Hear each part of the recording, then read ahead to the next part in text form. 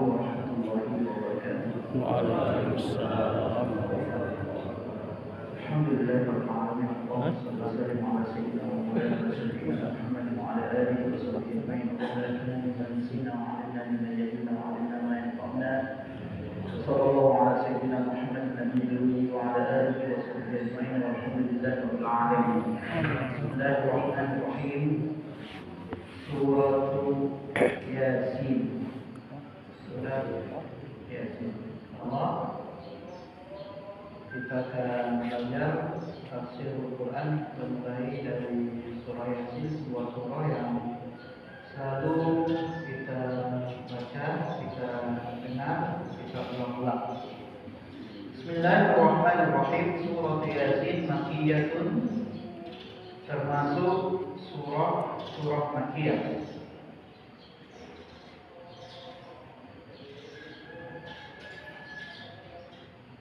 Yasin wal Quran al-Hakim. Yasin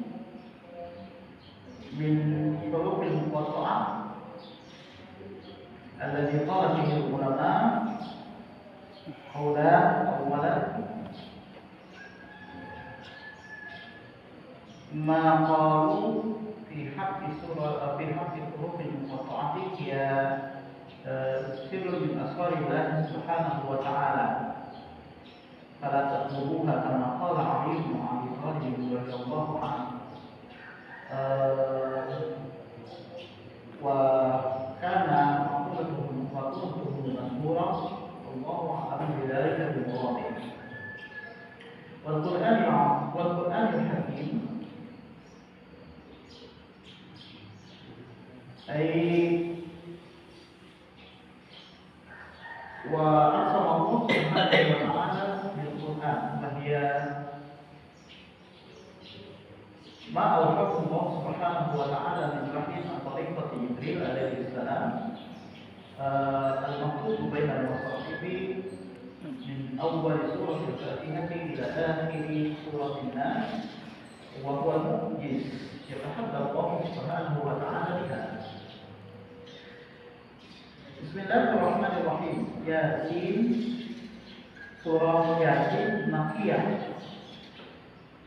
Para ulama selalu memulai ungkapannya dengan menjelaskan bahwa pendidikan surah ini adalah apakah dia Makkiyah, apakah dia Madaniyah.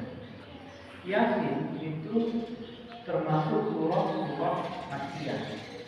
Dalam term penggunaan Makkiyah Madaniyah itu ulama terbagi menjadi 3 pemahamannya. Pertama, ada yang memahami bahwa Makkiyah adalah satu surah yang diturunkan di Mekah.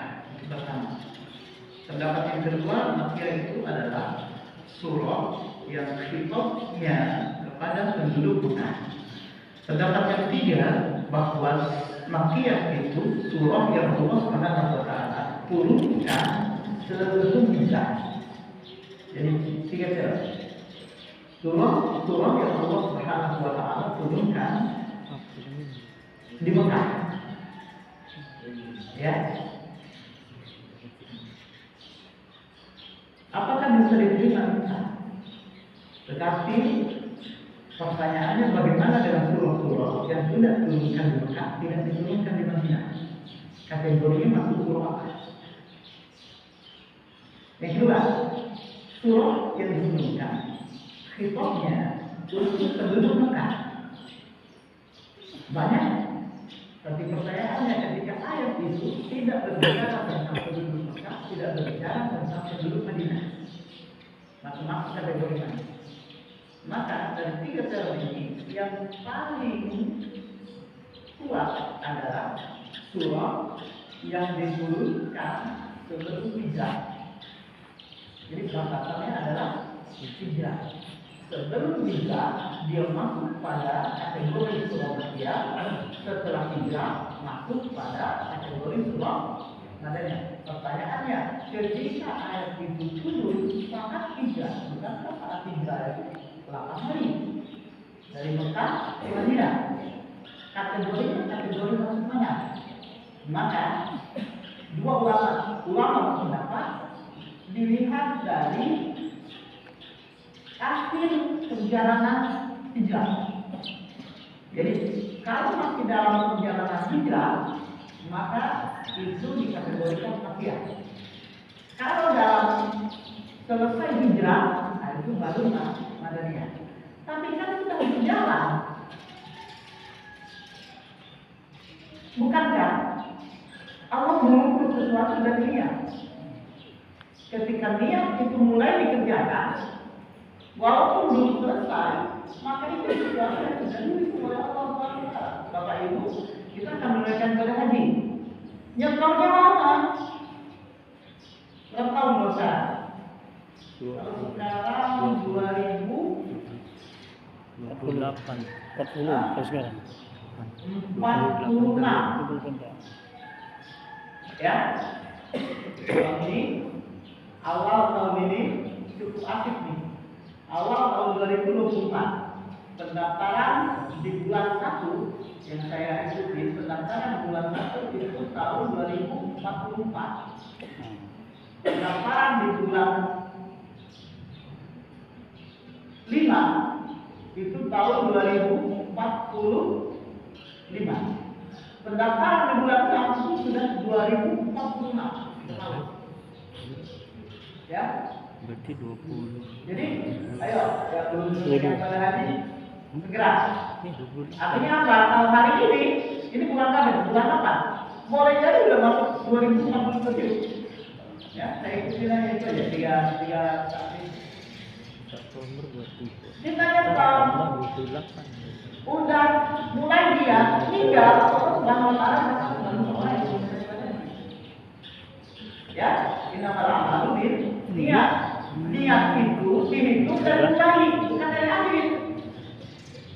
Ini nama lalu niat itu dimulai dari awal. Maka sejak keluarnya Nabi Muhammad SAW dari rumahnya untuk melaksanakan hijrah, maka itu sudah bisa berkategori surah Madaniyah. Nah, ini pendapat yang kedua.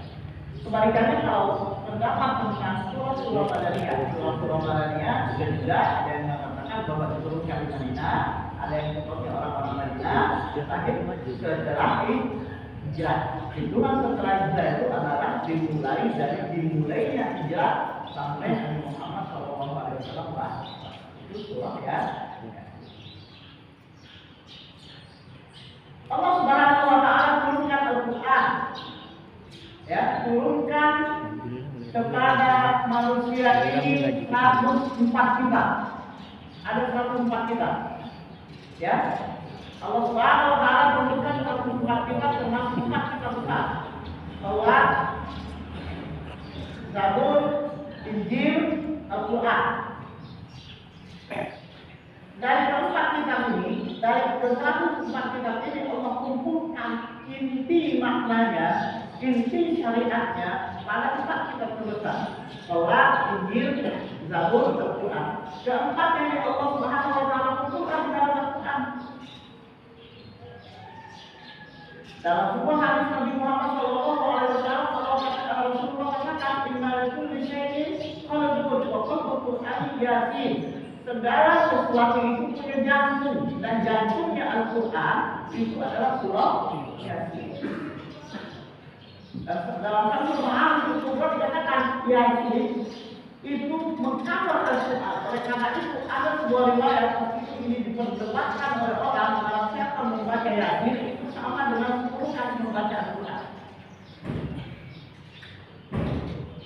Tidak sanggup nih sehari itu baca Al-Quran sekali. Ya sudah, baca Yasin. Dan Yasin itu dikumpulkan dalam surah Al-Fatihah. Surah Al-Fatihah yang disebut Fathul Basari yang diulang-ulang itu dikumpulkan dalam Bismillahirrahmanirrahim. Bismillahirrahmanirrahim itu rahasianya ada pada bab, di mana dikatakan bab inilah yang menentukan, ya. Bab dalam satu ma'arif surah dikatakan dalam nusrah bab, titik bab itu terkandung rahasia apa? Bikana makana wa biyakulu ma'yakul. Bikana maka wa biyakul ma'yakul. karena izinku, karena kuasaku, karena kehendakku, karena iradahku, karena makan terjadilah segala sesuatu yang telah terjadi. Apa yang terjadi itu semua karena izin kehendak dan iradah Allah SWT. Tak akan terjadi apa yang sudah terjadi kecuali karena izin kehendak iradah Allah SWT. Wali yakun ma yakun, dan karena izinku, kehendakku, iradahku, yakun, apa yang akan terjadi yakun akibat. Ini rahasia. Jadi Bapak Ibu, kalau kita memahami ini, maka ringan hidup kita. Cool. Lain kita nanti lama Allah lana. Katakan tidak akan terjadi sesuatu kepadaku kecuali itu sudah dikatakan Allah terjadi.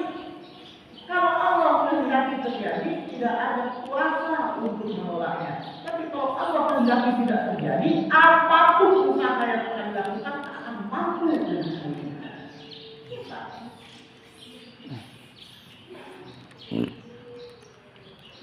Musibah, bencana, kesulitan yang terjadi kenapa harus dibutuhkan?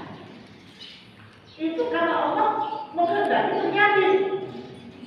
Kalau Allah tidak menghendaki terjadi, sehebat apapun manusia berkumpul untuk menghadirkan musibah, bencana, kesulitan itu akan terjadi. Tapi kalau Allah menghendaki terjadi, sehebat apapun kita berusaha untuk menghindarinya, tetap pasti terjadi. Ya, benar. Ya, dia adalah huruf-huruf kotoran. Apa huruf-huruf kotoran? Huruf-huruf yang terpotong. Cara membacanya terpotong. Ya,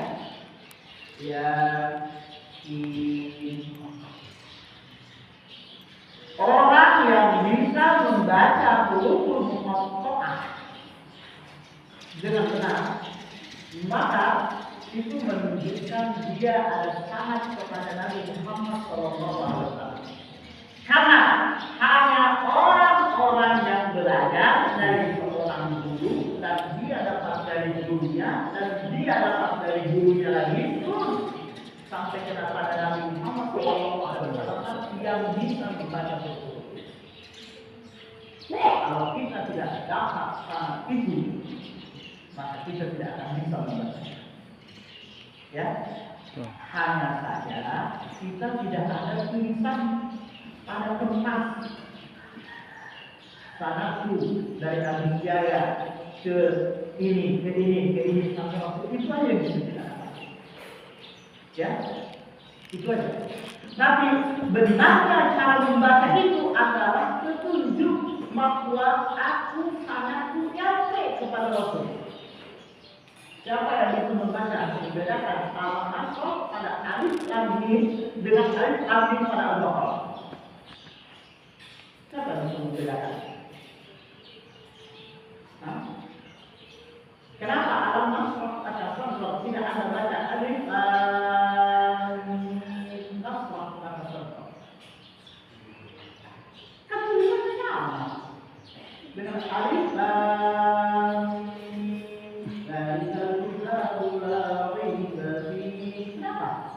Kenapa beda cara membacanya? Karena itu menunjukkan kita ada ketersambungan guru sampai Rasulullah. Hanya saja maaf ini tidak tertulis. Itu aja beda. Ya, ini perlu dikatakan bahwa cara membaca dengan benar itu menunjukkan ada ketersambungan guru. Cuma dari orang sebutkan, kalau sebutkan guru-guru kamu, aku paling sampai kalau aku belajarnya dari Kiai Muslim dari Kiai Qori, Ahmad Qori dari siapa aku tahu lagi. Ya, aku mau tinggikan ini, ya, aku belajarnya dari Syekh Muhammad Jibril, terus terus kenapa? Ya terus. Katanya, ya, ayo, alif al-Fatihah. Jadi dia adalah huruf muqatta'ah. Apa sih huruf muqatta'ah? Ulama terbagi dua yang mengatakan ini adalah Allah alam berbeda yang dimulai. Allah yang tahu dengan makna yang tahu bukan kami-kamilah. Itu hak Allah. Siapa yang tahu? Mau usah, pokoknya terima aja, taat aja, baca aja semua. Rokok ini adalah aturan kepada Allah Taala.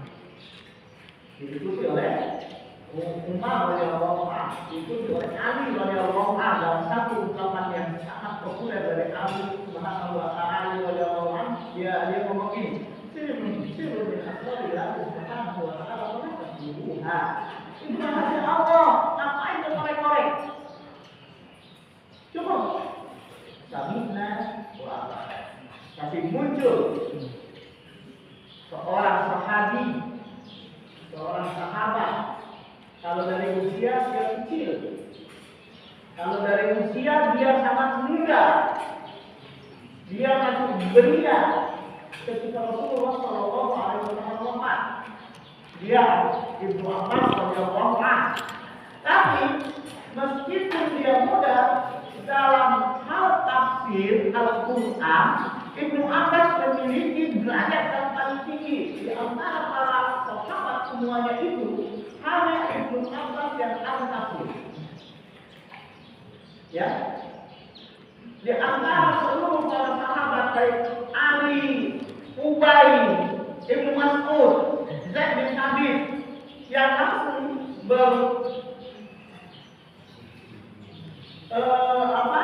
bergelut dengan Al-Quran, karena mereka adalah penulis Al-Quran. Ternyata hanya Ibnu Abbas radhiyallahu anhu yang memiliki kelebihan tersendiri, dia punya tafsir. Jadi sahabat. Siapa yang buatnya? Ibnu Abbas. Ibnu Abbas menulisnya tidak.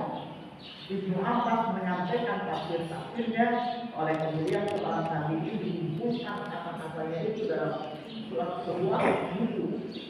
Jadi dikumpulkan semua, dihimpun semua.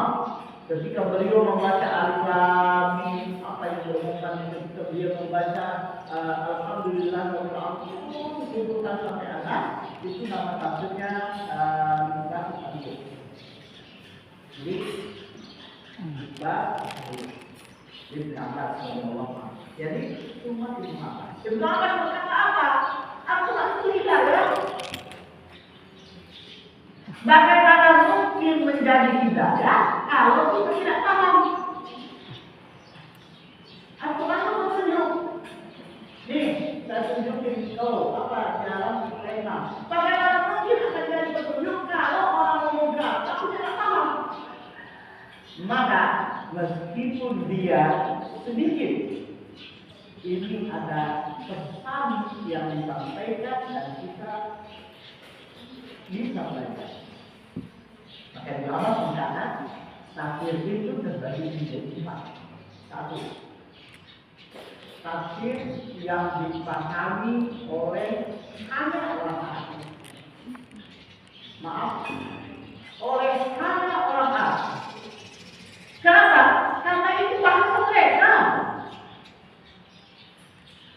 Orang Indralaya punya bahasa yang bahasanya kalau didengar diucapkan oleh orang mereka itu ada sesuatu yang tidak sah.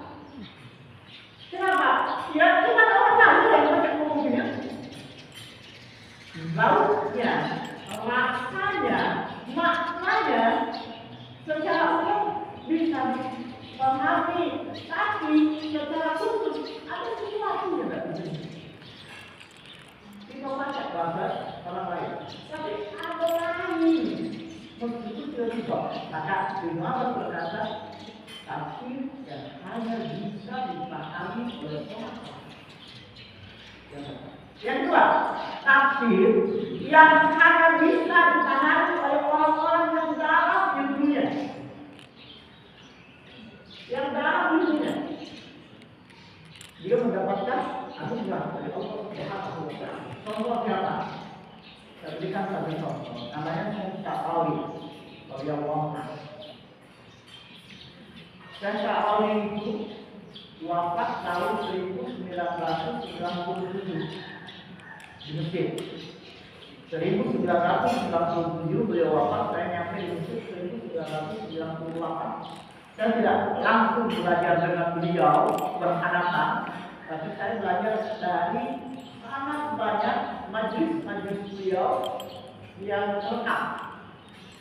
Akhirnya sekarang itu saya nggak ikuti perkembangan zamannya, tapi kalau di tahun 2010 tafsir beliau itu sudah 18 jilid. Sekarang mungkin sudah 30. Ya, siapa yang mengumpulkannya? Beliau itu ngajar nggak menulis, ya. Dan dia ngajar itu yang langsung buka Quran, menafsirkannya, tidak memakai tafsir orang lain. Beliau tafsirkan itu. Yang tulisnya, yang mengumpulkannya adalah nantinya seorang dokter yang dokter, ya, dokter yang dokter. Nah, yang mengumpulkan tafsir beliau itu nantinya. Terus akhirnya beliau kumpulkan dan kemudian cetak. Apa hebatnya sih? Cetak lagi. Wafat tahun 1997 itu seluruh jalan utama di Eropa penuh dengan Mesir. Semuanya. Ya, wafatnya Syekh Sabiq itu adalah guru kami interaksi langsung dengan beliau yang punya buku Fiqh Sunnah. Itu amin. Jalan-jalan di Eropa sepanjang itu penuh manusia. Tapi jauh lebih ramai lagi ketika wafatnya Syekh Sabiq. Seluruh jalan itu penuh oleh manusia, semua menghantarkan beliau. Sudah besar. Ya. Apa kata beliau? Ketika muktamar kedokteran yang dilaksanakan di Saudi Arabia, dilihat waktu itu beliau diundang. Ketika menjelaskan tentang alaqah itu sering disebutkan segumpal darah, tapi beliau tidak mengatakan segumpal darah.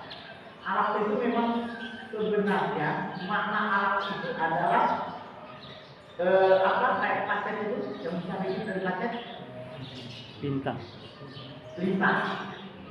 ya, bintang. Beliau mengatakan alaqah itu adalah semacam bintang yang selama ini hanya dipahami adalah bintang. Terkejut itu dalam kesehatan itu, terkejut bahwa dari yang beliau ngomong itu dari mana? Kata-katanya apa? Latar belakangnya hanya ekstrasinya dari ada sastra, ya ada. S2-nya nggak lulus, apalagi S3. Ya, itu latar belakang pendidikan dia. Kalau dari sekolah, kalau sekolah pasti kita udah S2 ya, S3 ya kan. Beliau S2 nggak lulus, tapi jangan dianggap, jangan dinilai dari rasa pendidikan saya. Kenapa beliau sudah tidak lulus? Karena tidak ada yang mau menguji dia. Sepanjang Al-Azhar itu tidak ada satupun profesor yang mau menguji dia. Ya kalau nggak ada yang menguji, nggak lulus.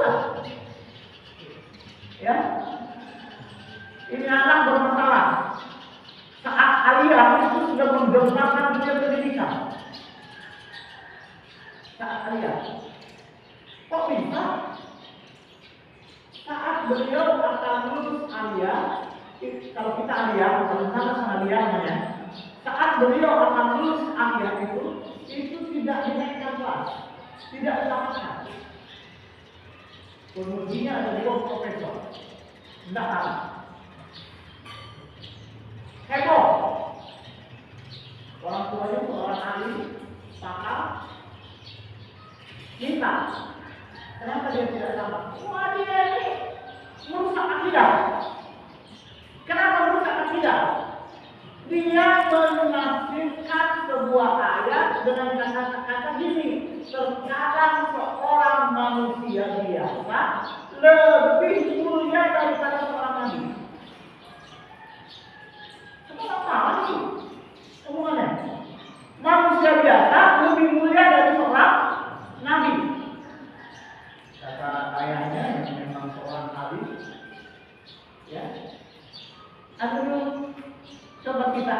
kumpul para kawannya dengan Satori. Kita gali apa sih maksud dia ngomong seperti itu ketika menjawab soal. Kita gali apa maksud dia ngomong bicara seperti itu. Kita digali para Allah, para pemuji itu baru lihat saya. Para pemujinya itu semua terkabut-kabut dan tidak bisa membantah. Apa yang dia katakan? Dia katakan ini. Saya berkata enggak merendahkan derajat para nabi.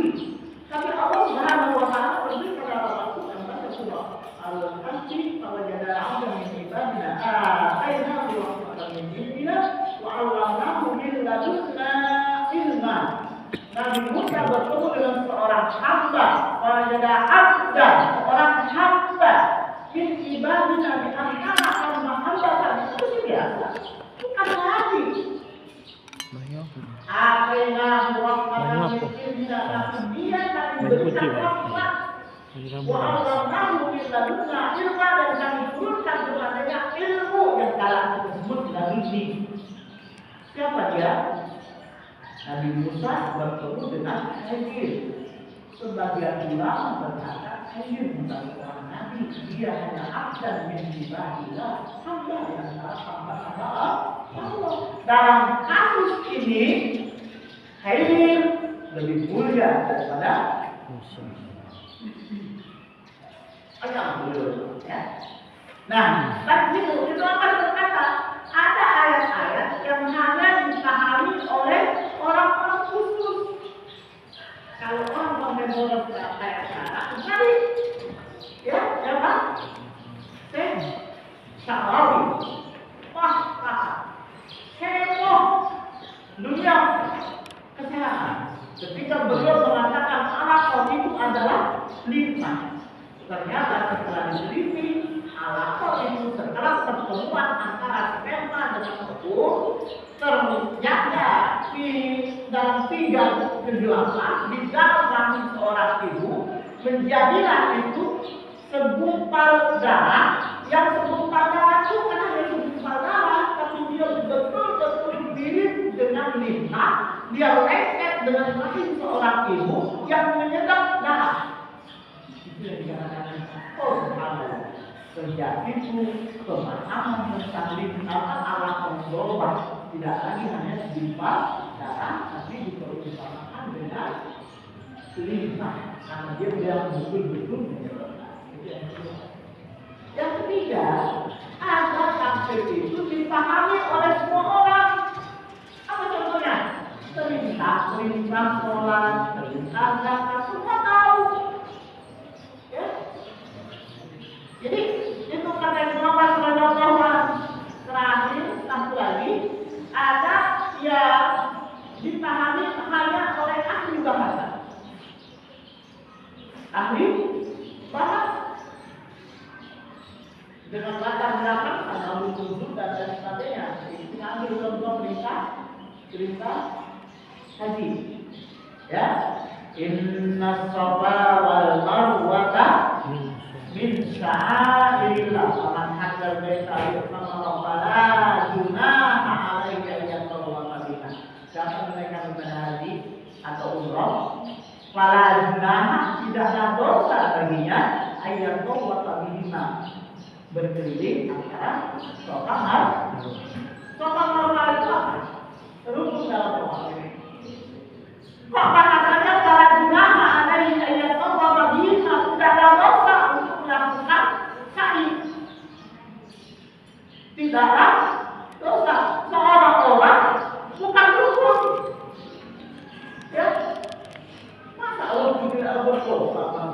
Ini dulu itu diriwayatkan ada orang yang berzina itu di masa Nabi Isa.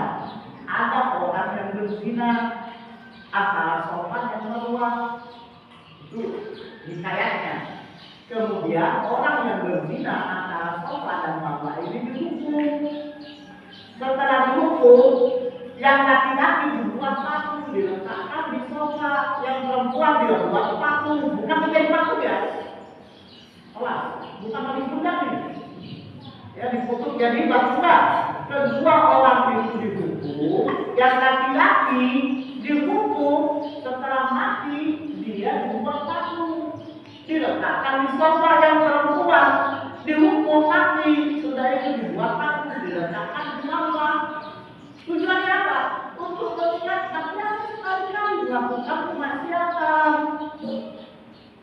Dulu orang-orang yang melakukan sa'i antara Safa dan Marwah pada era-era awal ketika sampai di Safa, oh ingat ya itu orang yang melakukan perzinahan yang ikuti itu periode awal. Periode kedua tinggal anak-anak, tapi dari kecil mereka sudah tahu masih ikut ketika sampai pada Safa, ini orang ini berzina, ya.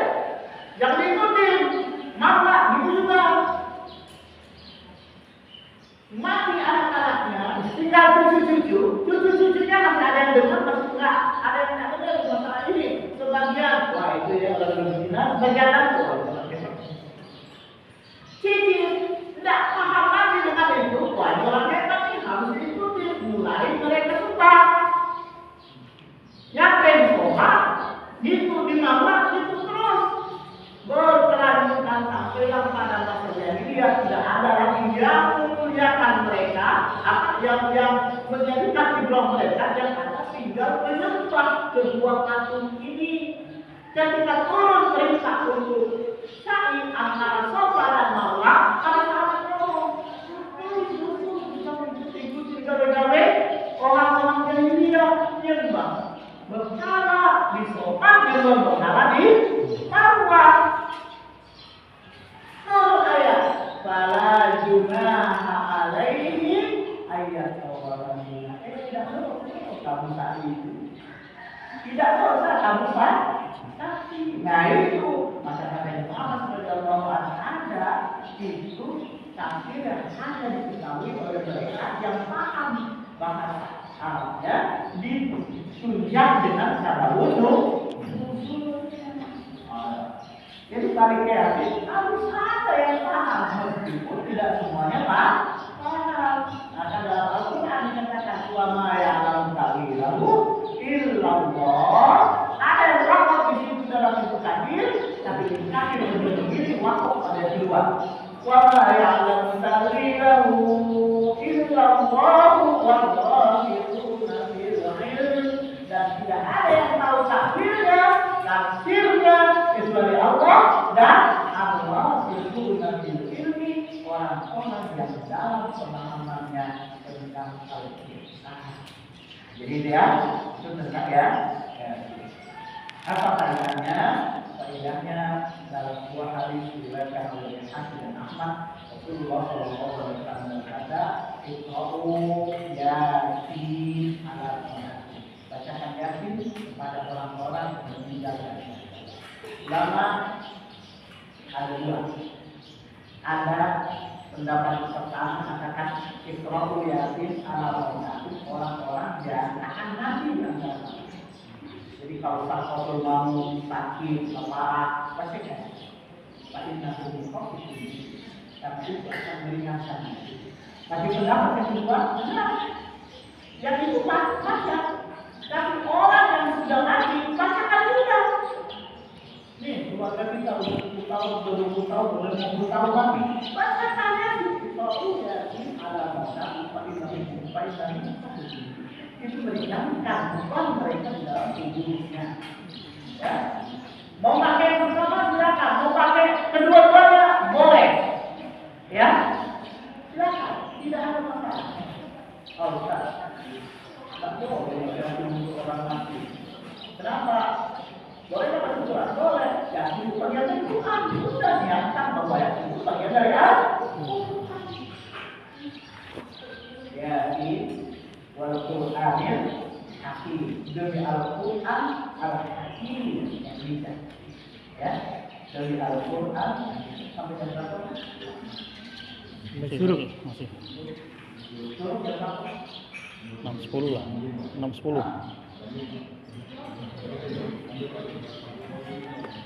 Masih terus. Wal-Quran, demi Al-Quran, Al-Quran,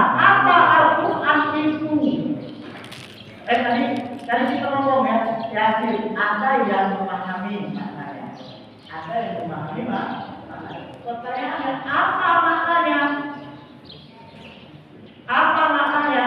Dalam Al-Quran dikatakan gini, maknanya itu sampai 29. Semuanya kebetulan tesis saya itu membahas huruf muqatta'ah. Ya, menggunakan bahasa Arab, bahasanya memang cuma ini. Huruf muqatta'ah. Huruf ini dalam Al-Quran ada 29 surah yang mulai dengan huruf ini, ya. Ada 14 hurufnya, nafsul hakim, qatilul mufsirun, ulfa, ha, yamin, qaf, alif, ta, ain, lam, ha, dan sin, ra. Jadi ada 14 hurufnya. Apa kehebatannya? Segala jenis sifat suku makhluk pada Al-Quran itu diambil semua. Segala jenis, ya, segala jenis, baik hukum mati, tanwin, hukum pola, sifat, rohawah, harus dan lain sebagainya. Segala jenis itu huruf ini diambil semua. Ya, huruf ini diambil semua. Ya, terhitung dari ada yang 1 huruf sampai 5 huruf. Contoh, nun 1 huruf, 2 huruf hamim, 3 huruf alif lam mim, 4 huruf alif lam mim, qaf, 5 huruf kaf, ha, ya, ain, qaf. Ya, terhitung secara. Kalau bukan Allah maka rasanya tidak mungkin yang maka indikasi berkata ini adalah tangan Allah. Tangan Allah. Kenapa? Karena dulu awal dulunya huruf ini itu dulu orang-orang kafir itu saling nasihati. Lantas mau lihat Quran wa al-ghawfi la'akum al-burud. Hei orang-orang Quraisy, Muhammad itu ingin. Karena apa? Lantas mau lihat Al-Quran. Kalau dia ngomong Al-Quran, maka kan ayat-ayat lantas mau yang didengar. Sekali kalian dengar, pasti berdiri. Apa mau? Jangan dengar. Dengan cara kalian tidak mau dengar itulah, maka kalian akan bisa mengarahkan sihirnya. Turun ayat-ayat ini. Apa ini? Ayat-ayat yang baru, yang aneh, tidak ada dalam bahasa Arab. Kalau benar yang aneh, kira-kira mana? Tertarik tak pendengarannya? Coba lagi. Ada sesuatu yang aneh, pasti tertarik untuk pendengarannya. Terus mereka berusaha menasihati, saling menasihati, udah jangan dengerin Quran ya. Ternyata tak turun ayat-ayat yang aneh, maka mereka dengerin. Dan setelah mereka dengerin, maka setelah itu langsung berbicara tentang kemuliaan Al-Quran. Ya, semua dari 29 ayat itu, surah itu langsung bicara tentang keagungan Al-Quran. Termasuk ya, Yasin wal Qur'an akhir. Jadi Al-Quran ya, apa sih hebatnya Al-Quran? Al-Quran itu kita baca dulu definisinya. Sekarang membangun firman Allah Subhanahu wa Ta'ala yang mukjizat. Mukjizat. Ya. Kenapa mukjizat? Karena segala bentuk tulisan Al-Quran, bacaan Al-Quran, huruf-huruf Al-Quran menghadirkan mukjizat dan dahsyat. Segala bentuk. Jangan pernah dianggap remeh. Satu huruf dalam Al-Quran itu menghadirkan makna yang luar biasa. Cuma berarti itu yang tidak paham. Ya, saya berikan contoh.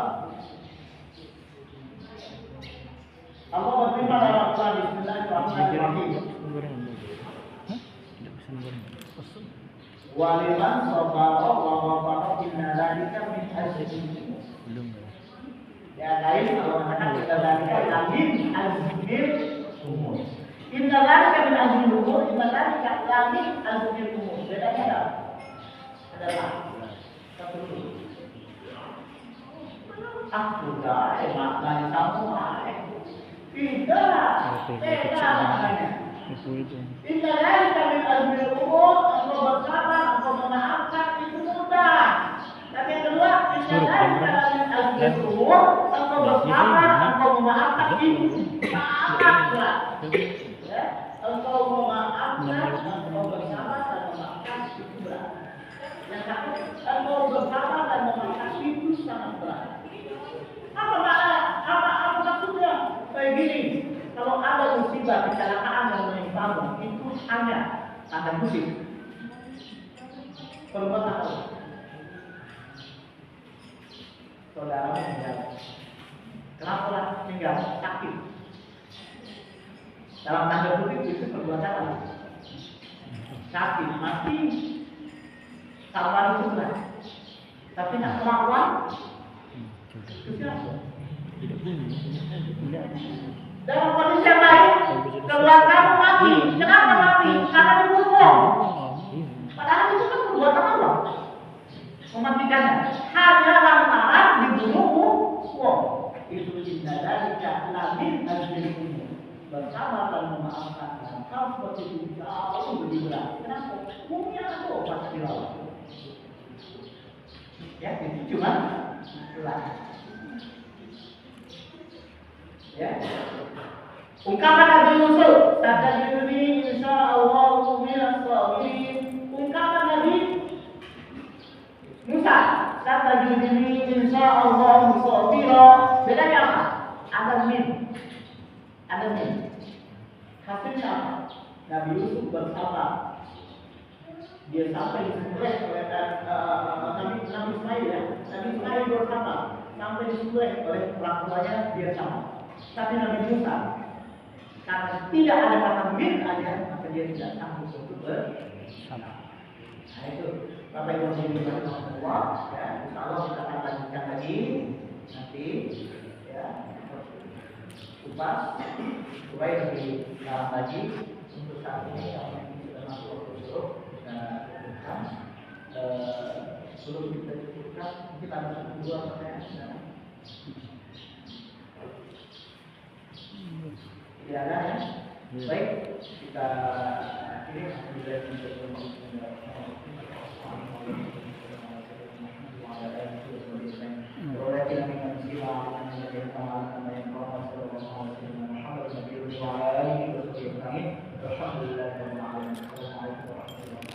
Waalaikumsalam warahmatullahi wabarakatuh.